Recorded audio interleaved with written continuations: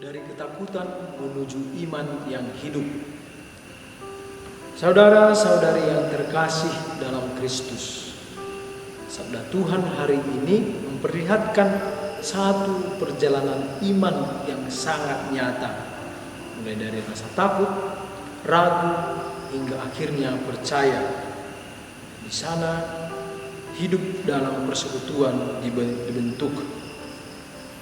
Mari kita masuk lebih dalam. Tadi sudah kita dengarkan Injil, di mana Yesus datang di tengah ketakutan. Nah, dalam Injil dikatakan bahwa para murid berkumpul dengan pintu tertutup karena takut. Nah, ini bukan hanya soal pintu fisik. Pintu tertutup adalah simbol hati yang tertutup karena ketakutan.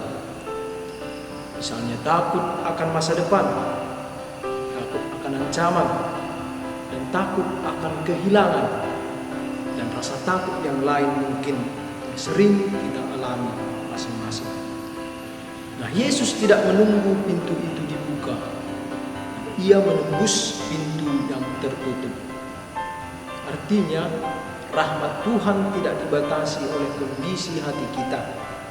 Ketika Yesus datang, Ia tidak langsung mengajar panjang lebar, tetapi Ia berkata, damai sejahtera bagimu. Nah, dalam bahasa aslinya sering kita dengar, yaitu shalom. Kata shalom bukan sekadar tidak ada masalah, tetapi keutuhan hidup, pemulihan relasi, dan keselamatan. Jadi Yesus tidak hanya menghibur, tetapi memulihkan hidup mereka secara utuh. Yang kedua, pengutusan dan pengampunan. Kemudian Yesus berkata, seperti Bapa mengutus aku, demikian juga aku mengutus kamu. Nah, ini penting para saudara yang terkasih, bahwa para murid tidak hanya diselamatkan oleh Yesus, tetapi juga diutus. Lalu Yesus menghembusi mereka dan berkata, terimalah Roh Kudus. Tindakan menghembusi ini mengingatkan kita pada kitab Kejadian, di mana saat Allah menghembuskan napas kehidupan kepada manusia, Yesus menciptakan kembali manusia baru.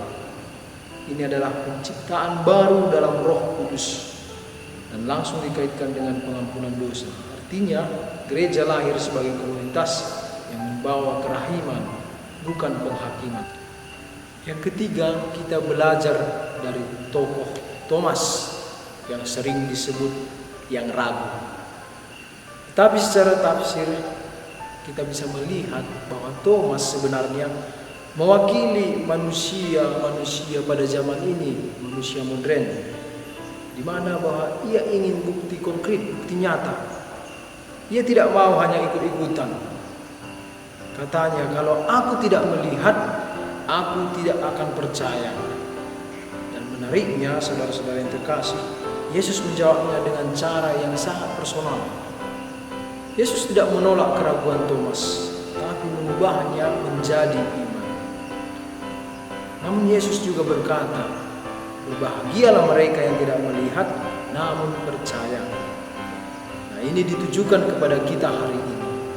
Iman Kristen bukan berdasarkan penglihatan, tetapi kesaksian dan perjumpaan batin.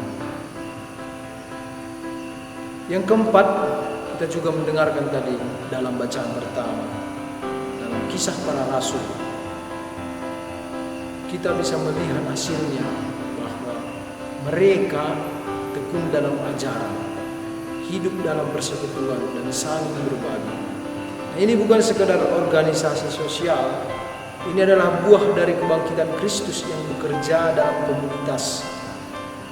Iman yang benar selalu menjadi konkret dalam hidup bersama.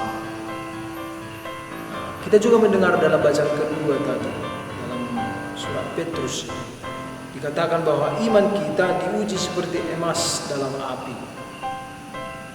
Penderitaan bukan tanda Tuhan jauh, tetapi proses pemurnian iman. Dan yang menarik, kamu mengasihi Dia sekalipun kamu tidak melihatnya. Ini paralel dengan Injil tadi, bahwa iman kita adalah iman yang tidak melihat tetapi tetap percaya. Saudara-saudari yang terkasih, dari semua ini kita belajar. Yang pertama, bahwa Yesus masuk ke dalam ketakutan kita. Yang kedua, Ia mengubah keraguan menjadi iman.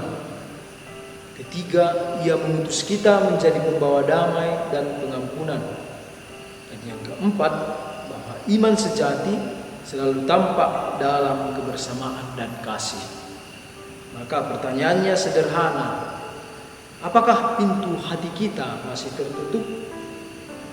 Apakah kita berani membawa keraguan kita kepada Tuhan? Dan apakah iman kita sudah nyata dalam hidup bersama? Maka marilah kita tidak hanya percaya hanya di kata-kata saja, tetapi juga dalam hidup, sehingga kita bisa berkata seperti Thomas, "Ya Tuhanku dan Allahku." Amin.